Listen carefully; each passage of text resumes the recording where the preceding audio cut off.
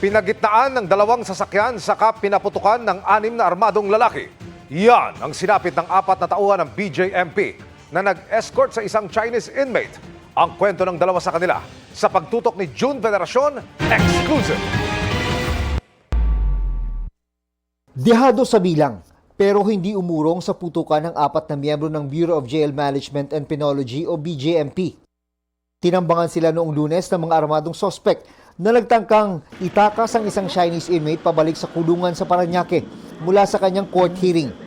Agad na naaresto ang 6 na sospek sa tulong ng mga responding pulis. Alam nyo, sa totoo lang, una silang naputukan dito pero sa pagiging alisto nila, talagang lumaban sila at can you imagine, 4 lang sila. Mahigit sa 6 lang yung nahuling suspect pero alam ko mas marami pa doon. Ngayong araw ng kagitingan, binigyang parangal ang mga tauhan ng BJMP. Isa sa kanila ang jail officer na si alias Lep na tinamaan ng bala sa braso.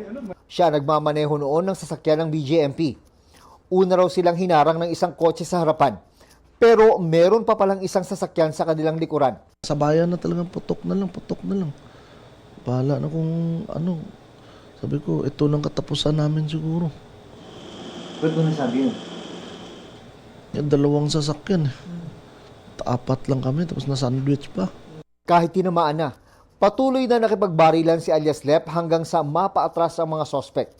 Salamat, buhay kami. Yan ang ano ko lang talaga. Dating nagkita ko itong 3 na yakap ko.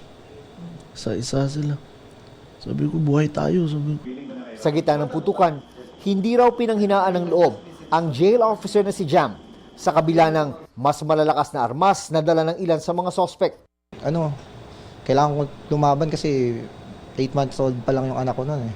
Kawawa naman yung anak ko kasi wala nang gagabay din noon kung nanay niya lang ang kasama niya. Dahil sa nangyari, plano ng BJMP na ilipat sa mas secure na kulungan ang Chinese national. Para sa GMA Integrated News, June Veneracion, nakatutok 24 oras.